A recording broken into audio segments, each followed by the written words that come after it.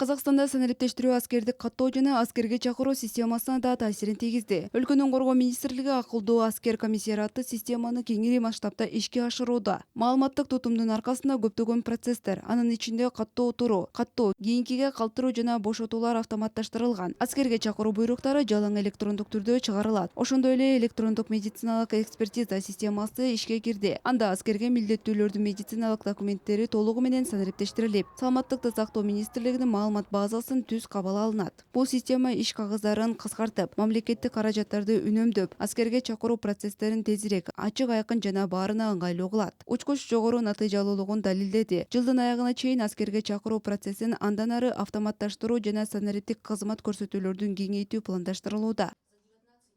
Сейчас Эми санариптештирүү жана ар кандай мамлекеттик маалымат базалары менен интеграциялоо аркылуу биз миллиондон ашык адамдар жашаган дарегин өзгөрткөндөн кийин керексиз орун каттоолорунан бошоттук. Буга чейин алар каттоодон чыгып, жаңы жашаган жерине кайра каттоодон өтүш керек болсо, ички миграциядан улам жылына 4000 жакын адам жашаган дарегин алмаштырат. Мындан тышкары биз табигый түрдө аскер комиссариатынын кызматкерлеринин өздөрүн ашыкча иштен арылттык.